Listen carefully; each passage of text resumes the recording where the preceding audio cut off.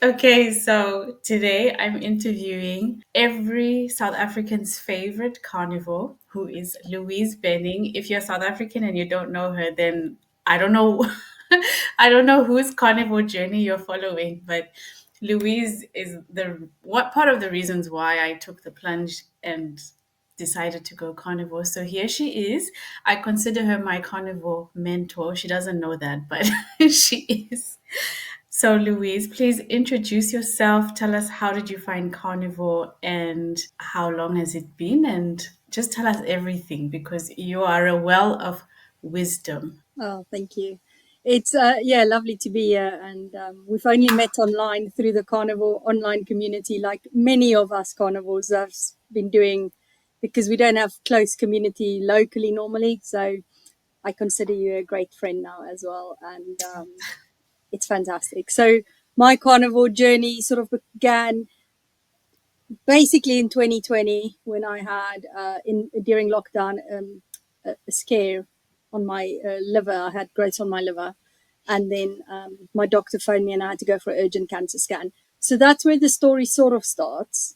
But there's a lot more to the story, so I'm going to try and not go off tangent too much. Yeah, it's just been incredible, the health journey that it's taken me on. And that's where most of us carnivores are coming in for a health reason. We're all desperate enough. So otherwise, we won't make these changes. That sounds quite extreme to a lot of people out in the community who just thinks we are crazy. So first of all, I discovered YouTube because during lockdown, all the doctors and stuff, you didn't have access to go see a GP or anything like that. And so, like I always say, I went to Dr. Google and I found videos on YouTube and people, the names we would be familiar with is Dr. Paul Mason was one of the very first movies or YouTube sessions I watched, and it was on cholesterol because I've got heart disease.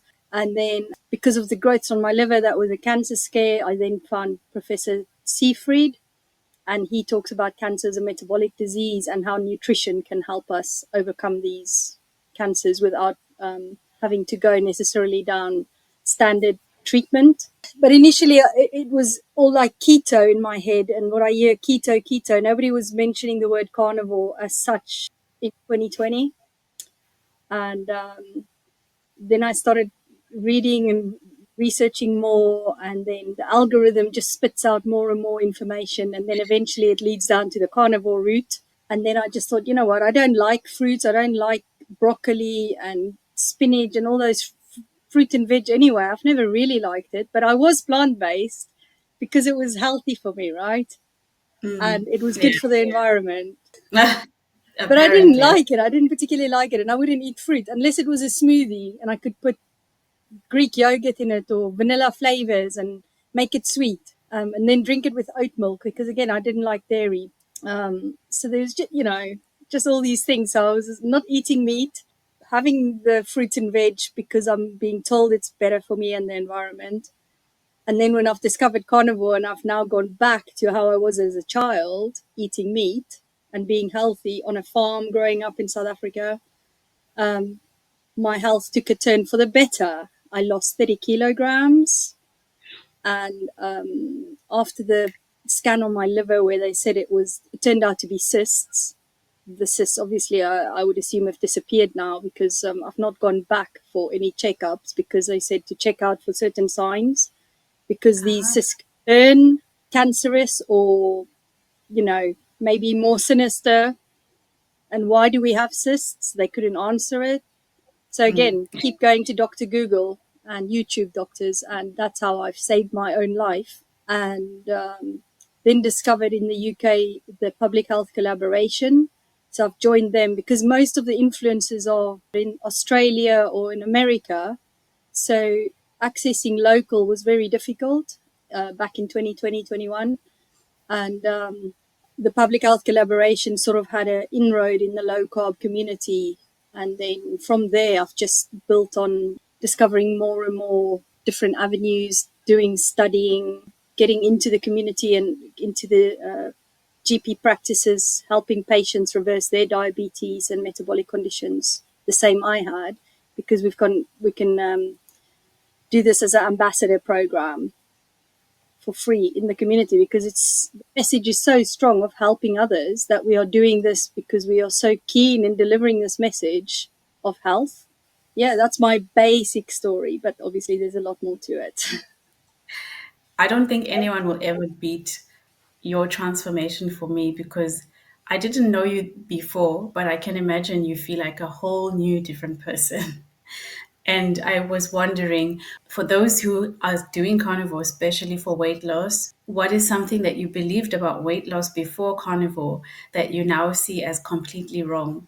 And did you try to lose weight before? That's probably obvious. Everyone tries to lose weight throughout their adult life, but I'm wondering, what did you try before? What didn't work? And why do you think carnivore works for weight Yeah. loss? So my weight gain started when I moved to the UK when I was 20, and my whole environment changed. So in the mornings I would walk to work, but getting to work there was a McDonald's in way, so I could have a McDonald's breakfast. Then in the office there was a canteen, and the little lady came with her trolley, and we were eating these crumpets that is in the UK, and I had Marmite on it. It was just delicious. And I had a Diet Coke with that, obviously. The gym was next door, so I also went to the gym. I walked to work, I walked home. I later got a bicycle, but the weight kept creeping up slowly. Not, extremely, but, slowly enough that I can remember one day I was walking in a town in Salisbury, and my bra strap snapped, okay, because it was getting heavier and bigger. And it's the truth. So, these things play on your mind then. It's like, oh my gosh, now I've got to buy bigger. So I went into the larger ladies' shop and I bought a new bra right there and then. So I kept going to the gym, and I've tried Weight Watchers, Slimming World, those sort of programs, or drinking slim shake, slim fast, anything like that. But it's never really got me back to my weight before I moved to the UK. And again, I wasn't obese, but it was large enough. I can't remember figures right now. Then I started getting pregnant, my first pregnancy, second pregnancy, third pregnancy, each time picking up a bit more weight, and then afterwards never losing any. And again, I went on one of those, it's Cambridge diet, where you were drinking these soup stuff and packet stuff and drinking 3 liters of water a day. Yes, I lost weight, but it just all come piling back on as soon as you stop it, because it was never sustainable, because it Yeah. cost a lot of money as well. And I was cycling everywhere. Um, After work, I would be on my bike for 2 hours. I would eat healthy, all the fruits, all the vegetables. I would eat my oats in the morning. I hated oats, but I just thought it's healthy for me. Yes, I've tried all those conventional things that we do: eat less, move more, go on diets, yo-yoing up and down. And then in lockdown, when I found myself at 90 kilos, because I'm only 160 centimeters. Yeah, so my BMI was like 35 or something. So I was obese. And yeah, I just gave up. I just didn't know what to do anymore. And then you started carnivore, the weight fell off for the Yes, first so time. yeah, that's exactly what happened. So in lockdown, as I explained, there's a lot to the story. I fell over and broke my foot as well, and I had to have major surgery on my foot. So 90 kilos. I couldn't Oh my save God. myself because I was so heavy when I fell over. If I was only stronger and fitter, I wouldn't have fell over and hurt myself so badly, because I feel I would have been able to save myself, because it was only a tiny little step I fell over. I just twisted Wow. my foot. So it wasn't even anything exciting to tell an amazing story for the amazing damage I done. So then I was, what could I do? How can I lose weight? I don't know. But when I then discovered this whole keto carnivore journey, I sat on the couch with a broken foot that had just had 3 metal plates in, Oh 13 my God. screws. I couldn't walk. And then I went keto, clean keto, sitting on the couch. So I couldn't walk. I couldn't exercise. It was lockdown. And the weight just fell off while I was sitting on the couch. So nobody Wow. can say you have to move and do exercise to lose weight. You can do it by just eating the right stuff. So my view has changed. It's like it starts in your shopping trolley. Yes. and in your kitchen. It doesn't start in the gym. Yes. I've seen that quote that says it's 80% what you eat and 20% working out. And I saw that for myself. I didn't exercise for the first 2 months on carnivore, but I lost, I think, 8 kgs. Yeah, it's incredible. So we all have to change the paradigm of what we've been told by the government and following the food pyramid or the eat healthy plate or whatever nonsense there is out there. We need to go back to ancestral living, is my way of thinking. Yes. And I recently traveled to South Africa. I know you haven't been back for a while, but let me tell you what I saw was that everyone is overweight. Everybody. And it made me think that South Africa is like the America of Africa because there's so much commercialization, there's so many restaurants, people are able to spend money on eating out. Some of the people, not all, but a lot of people can. And even if you can't afford to go to a restaurant, the staple food in South Africa is pap, rice, all of those white refined carbs. And I was wondering, how would you advise a South African who is struggling to transition to keto and carnivore? Because we have the braai culture, and the braai meat comes with the pap, it comes with the chakalaka, and chakalaka often has sugar, always has sugar. What would you say would be your perfect carnivore braai as a healthy South African? Well, going carnivore, I've just eliminated all plant and plant products. So I don't even have salad. People, can't get their head around it. I don't have any maize or, which we call pup. I don't have rice. I don't have potatoes because I know how detrimental it is to us. And people think that's our culture, but it only came into Africa in the 1920s. So before that, pup wasn't a staple diet. So our biology hasn't had time to adjust to this yet. So people need to be much more aware of their portion sizes. I'm not telling everybody to go carnivore, but if people can be aware of the implications of eating so much carbohydrates has got the effect on our insulin that rises because of the glucose that come into our bloodstream. You can never lose weight when your glucose is high because of the insulin that comes in, and you just basically always in fat storing mode. So carnivore reverses that because we go into fat burning mode. So although you think keto is just a metabolic state, it's not a diet as such. A lot of people will call it a diet, but we've got to clarify that at some point. So yeah, people must be much more aware of how much they're eating of the pap and the salad, the rice salad, the potato salad, and the pap. Those are the three things I would have had with a bit of borscht or chop or whatever. The days I used to eat meat before I became plant based in the UK. But now, when you come to my house, if there's a braai going on, there's just meat, boiled eggs, and then I'll whisk up the yolks and I'll put some butter in it and add some salt to it. And there's water to drink, and that's it. If you want to have a bread or salad, you need to bring your own. It's not available in my house, sorry. Yeah, I agree. I think getting South Africans and Africans out of the mindset that every meal needs to come with a carbohydrate and a vegetable is going to be a lot of work. And I know you've already started the work. You have your Facebook group where you're educating people. Like you said, you are with the GPs in their surgeries, educating people. But have you noticed how people are so sensitive when you come for their eating habits? I know that people are super offended when you tell them the way you're eating is not right, and they think you're insulting their culture, their family traditions. Food is such a touchy topic, even though what I put into my mouth has nothing to do with you. But even when you come from a good place trying to educate people, they really can push back. So, what do you say, or do you even bother to try to convince people when they come to you with the, what about fiber? Oh, you're missing nutrients eating meat only. How do you convince them? Not that we're trying to convince anyone, but when you're on this journey, you become so passionate about trying to help other people heal. And out of love and the kindness of your own heart, you try to make other people see the light, but sometimes they don't get it. So, how do you convince people?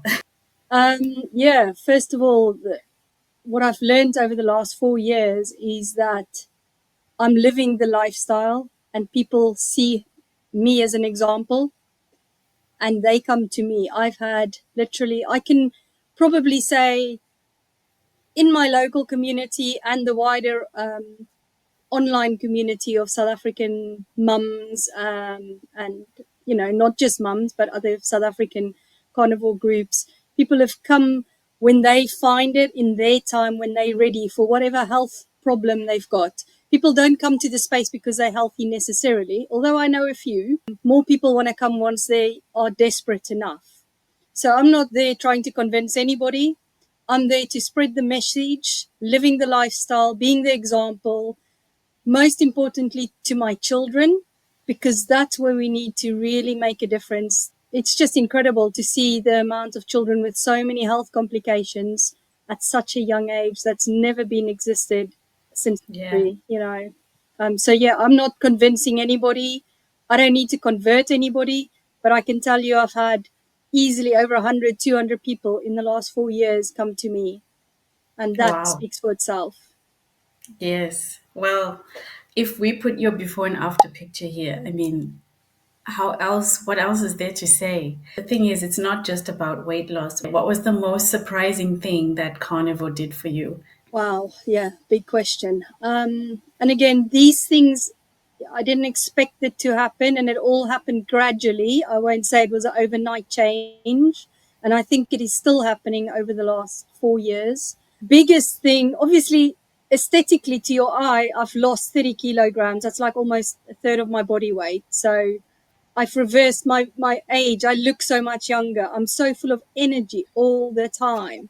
I'm the mother playing in the park with my children on the climbing frames and rolling down the hill. And, you can't put money on that. Playing with your children in the park. A lot of people, if you ask them, why do you want to lose weight? Then they say, I want to play with my children. I want to be there for my kids. But you can only be there if your body is physically able to. Yes. Um, so that's probably the outward thing. Inwardly, there was just my heart condition that's probably improved because I no longer need to go see the cardiologist once a year. They said I can come every 2 years. Wow. Uh, my blood pressure has normalized. Again, from my heart condition, I had high blood pressure and I had to be medicated, which was awful. I had arthritis in my foot after the break. And again, that was on very strong medication. And I don't need that anymore. I can run, I can jump on a trampoline. Wow. And as you know, women of certain age and having 3 kids, I couldn't jump on a trampoline before. I had to take a lot of precaution, but now it's great. I can just jump anytime, any day, somersault in the air with the kids, and that's fantastic. Wow. Yeah, so it's all my metabolic blood markers that has changed for the better. Although there's always going to be that one question lingering, which is going to be the bad cholesterol. Oh, yes. So I have now changed my life around. I am the fittest, healthiest 45-year-old woman I know. But my cholesterol is the worst the cardiologist I've ever seen. So we need to flip that around because there isn't a disease caused by LDL cholesterol. There's no medical literature that says because of LDL, you've got this disease. It doesn't Yes. exist. We are busy changing the paradigm. Again, LDL on its own, being high in a healthy, low carb lifestyle, has got no effect. It's the damaged LDL particles from eating ultra processed foods and sugar and carbohydrates that damages those little LDL particles, and they get stuck in your system, causing the blockages in your arteries. And that's what's actually happening. So that's at a basic level. It can go very deep into science, but I'm not going to do that. People are so afraid of that word cholesterol. Whenever I see like people who are questioning whether they should go on the carnivore diet, that's always the first question. They always worry about their cholesterol. That word, I feel like doctors weaponize it because you can't see cholesterol. So because it's like in your mind that it's this bad thing that's going to kill you, that's what makes you agree to taking a statin drug to reduce this evil thing called cholesterol, but you actually haven't researched it to know like what does it do. Personally, when I upped my cholesterol, my brain started working better. I could all of a sudden mathematics wasn't so difficult for the first time in my life. I wish I had found this way of eating when I was in primary school. I would be something else now. I always used to struggle with calculating and addition, subtraction, multiplication, and now it just comes to me so easily. And that's what happens when you fuel your mind and your cells with the right thing, which is fat. Did you always have fatty meat when you were growing up? Obviously, when you were plant based, you were not having fatty meat. And what was the difference in your alertness once you started to add it back into your life? Yeah, cognitively, I'm just so calm and relaxed. And like I said, I'm always full of energy, always awake. I just go to sleep, I wake up, and I'm full of energy. So our body and our brain runs on fat. And again, I've done so much research over the last 4 years. It's so difficult to put everything into words, and people need to do their own research. Yeah, But you can't explain this to anybody. So I've been running on ketones. I measure my ketones to understand how my body is burning fat for fuel, and it's a cleaner fuel. And that's why I just feel amazing. You can't explain this to somebody. When I say, oh, I do a 3-day fast, a 5-day fast, a 7-day fast, they think I'm nuts. But the amazing feeling you get, you cannot explain it to people. They need to experience it for themselves. But because they that's just true. dismiss it, they think you're crazy. They say, I can never do it because of this and this and this. They all make excuses. I've got that carnivore calm, like I've said before. It's just like, it's chill. I don't need to defend myself. I know Yeah. how I feel. And if you want to experience this amazing feeling, you need to cut the carbs. You need to run on ketones. Stop eating so much. We do not need to do the eat little and frequently. We do not have to have breakfast is the most important meal of the day. All these nonsense that we've come to believe once people do their own research. But come to me, ask me my opinion or, the facts that I've got, and I'm happy to share. But don't dismiss me, because don't ask me Yes. then. So, if a new mom or a young mom came to you and said they want to start the diet for themselves and they also want to put their children on the diet, but they're afraid that their children will be malnourished without vegetables, because we've received the programming that you should eat a variety of 30 plants per week. How would you advise a young mom to trust the process, especially when it comes to children, because it's different when you do an experiment on yourself. Because that's you, you can do what you want. But when you have a child and you're a loving mother who wants the best for your child, but you're also worried, how would you advise them? Well, there's two answers to that. For children, babies are born in ketosis. So if ketosis Wow. was dangerous, I don't even have to say any more to that. Babies go in ketosis so fast, extremely fast. So ketones is a preferred fuel for the body. Secondly, the epilepsy that are resistant to drug treatment gets put on a ketogenic diet. And why do they get better? Why are they not dangerous for children with epilepsy, but it's Wow. dangerous for any other child? No. I Second, didn't know that. and I can show you the evidence. And then there's a childhood cancer place called Charlie Foundation, and they put children in ketosis to treat cancer. So it's not Wow. dangerous to be into ketosis. And all the nutrition that you need that's in the steak, eggs, milk, cheese, you're not lacking any nutrient. You do not have to supplement anything, because it's all there. All the nutrients is available. All the essential amino acids from the protein and from the fat. There is no such thing as an essential carbohydrate, so it cannot be dangerous.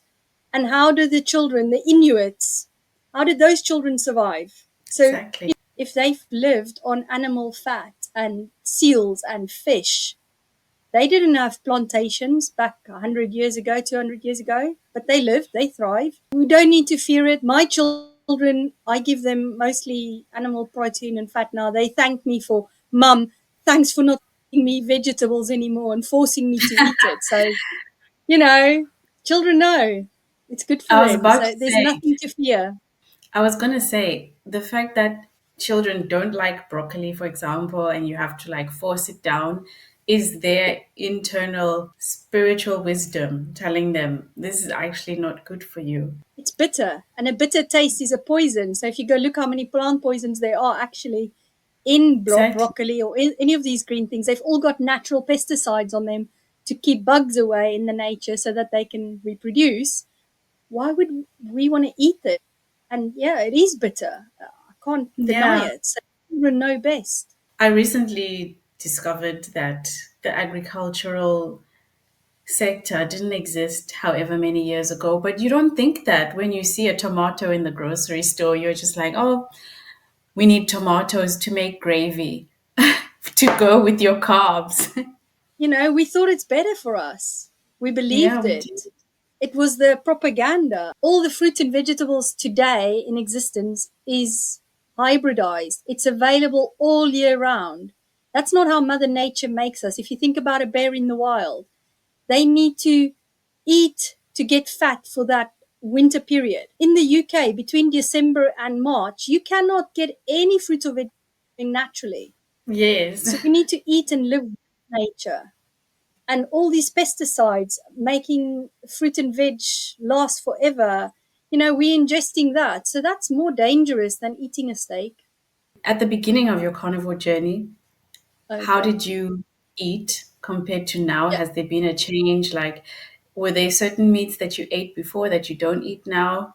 Yeah. In the beginning, I was eating a lot more chicken, pork, bacon, maybe a lot of like biltong and druivorst, obviously, boerewors. So I was mince, fish. I was eating a lot more variety in the beginning. And I've also been on a learning journey. And like I say, the more I learn, the simpler life actually becomes for me because I'm just going, actually, how would my ancestors have done this? And ultimately, what I've learned is that beef is best and my body feels best on beef. So a ribeye has got the perfect amount of protein and fat. And if I can have a ribeye a day, I'm satisfied. And again, I didn't have that many eggs, but I'm now having a bit more eggs. And I have about 4 to 6 eggs a day. And I have a lot of butter. I never used to have butter my whole life almost. Even as a child, I hated butter Me and too. margarine. Now I'm eating it like I unwrap it and I actually bite the butter and I just eat it. So I know it all sounds totally nuts and crazy, but it is. If once you see the food's nutrients rather than pleasure, Exactly, yeah. then you just eat for nutrition. I eat once a day, maybe twice now and again, but I'm so nourished that I've got the whole day when I'm not sleeping to be productive. I get Exactly. so much done in a day because I don't have to be in the kitchen 3, 4, 5 times a day. I don't go into the cupboards, opening the fridge and closing it and looking and what can I snack on every 5 minutes. Now I'm in Exactly. the kitchen, make a steak, make some eggs. It's literally 10 minutes. I eat, I'm out of there, and I've got the whole day to myself to do so many other things. It's amazing. I I agree. I can't believe how productive I am, and I'm concerned about how little I was doing before.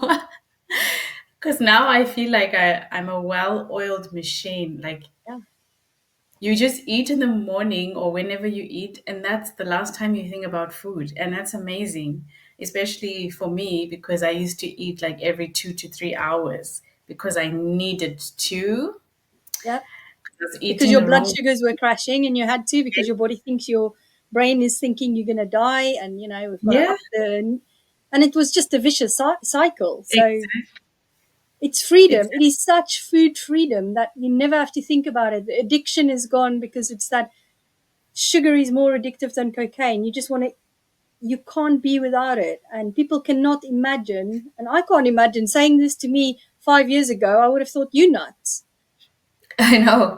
Look at where I am today. I'm nuts. I'm the one eating butter. Exactly. When I first heard about carnivore, I was like, no, it causes cancer. There's no way. And then I went and did the very thing that is actually worse than carnivore, which is vegan, which is proper killing yourself. And my vegan self was looking for the feeling that I have now. And plants will never give you that.